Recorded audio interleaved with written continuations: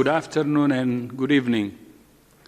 8 months into the pandemic, we understand that people are tired and yearn to get on with their lives. We understand that countries want to get their societies and economies going again. That's what WHO wants to. Stay-at-home orders and other restrictions are something that some countries felt they needed to do to take pressure off their health systems. But they have taken a heavy toll on livelihoods, economies, and mental health. WHO fully supports efforts to reopen economies and societies. We want to see children returning to school and people returning to the workplace, but we want to see it done safely. At the same time, no country can just pretend the pandemic is over. The reality is that this coronavirus spreads easily. It can be fatal to people of all ages, and most people remain susceptible. If countries are serious about opening up, they must be serious about suppressing transmission and saving lives. This may seem like an impossible balance, but it's not. It can be done, and it has been done. But it can only be done if countries are in control of transmission. The more control countries have over the virus, the more they can open up. Opening up without having control is a recipe for disaster. It's not one size fits all. It's not all or nothing. We believe there are 4 essential things that all countries, communities, and individuals must focus on to take control. First, prevent amplifying events. COVID-19 spreads very efficiently among clusters of people. In many countries, we have seen explosive outbreaks linked to gatherings of people at stadiums, nightclubs, places of worship, and in other crowds. Preventing these amplifying events is essential, but there are ways to hold gatherings safely in some places. Decisions about how and when to allow gatherings of people must be taken with a risk-based approach in the local context. Countries or communities experiencing significant community transmission may need to postpone events for a short time to reduce transmission. On the other hand, countries or communities with sporadic cases or small clusters can find creative ways to hold events while minimizing risk. Second, reduce deaths by protecting vulnerable groups, including older people, those with underlying conditions, and essential workers. Countries that do this well may be able to cope with low levels of transmission as they open up. By protecting those who are most at risk, countries can save lives, prevent people becoming severely ill, and take the pressure off their health systems. Third, individuals must play their part by taking the measures we know work to protect themselves and others. Stay at least 1 meter away from others. Clean your hands regularly.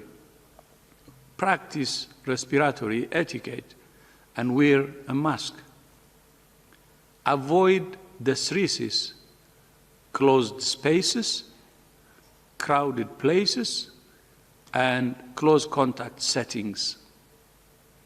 And fourth, governments must take tailored actions to find, isolate, test, and care for cases, and trace and quarantine contacts. Widespread stay-at-home orders can be avoided if countries take temporary and geographically targeted interventions.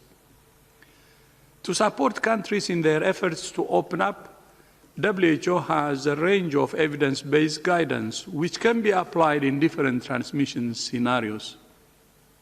Recently, We have published guidance for hotels and other accommodation and guidance for cargo ships and fishing vessels.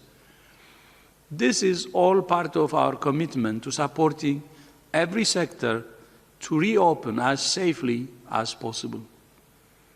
Meanwhile, we're continuing to work with our partners through the ACT Accelerator and the COVAX facility to ensure that once a vaccine is available, it's available equitably to all countries. I would like to thank the European Commission for its announcement today that it's joining the COVAX facility and for its contribution of 400 million euros.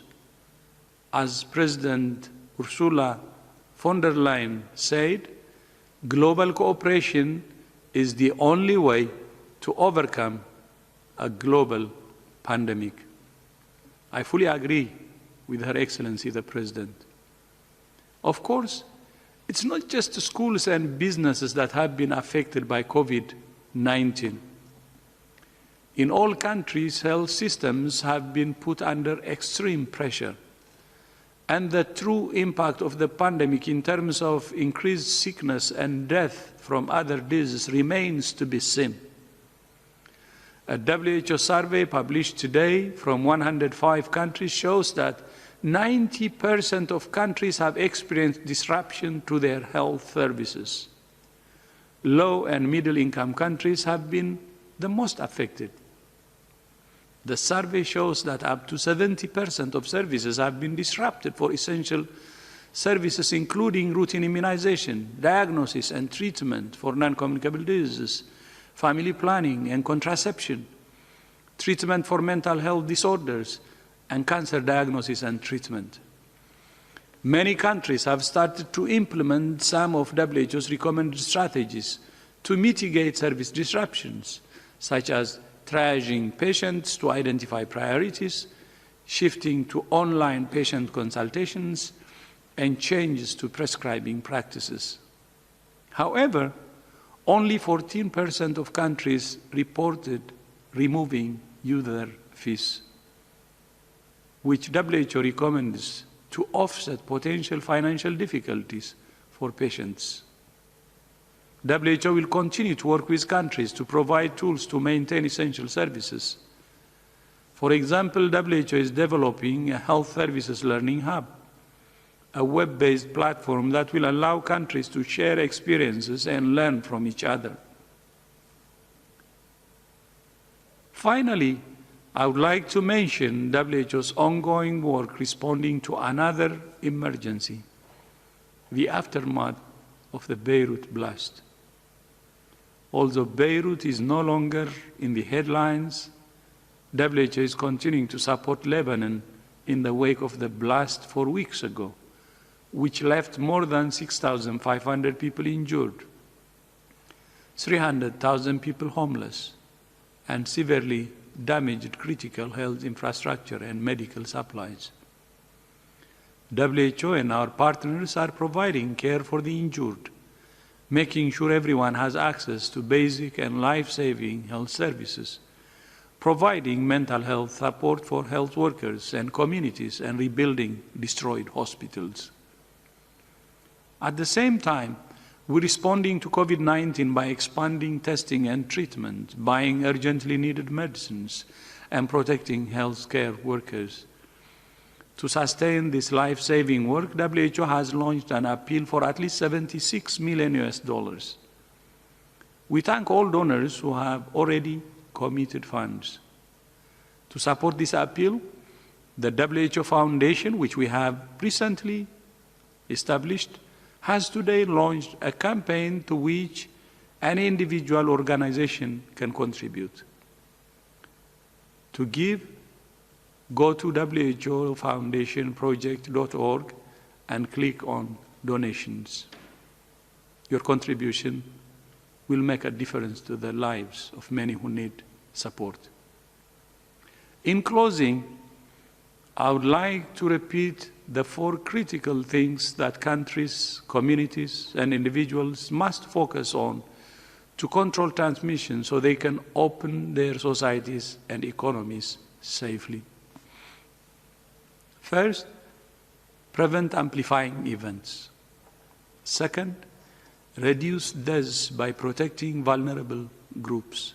Third, take the individual steps to protect yourselves and others.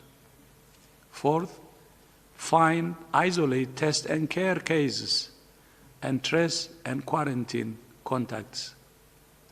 And above all, national unity and global solidarity are essential. This virus thrives when we are divided. When we are united, we can defeat it. I thank you.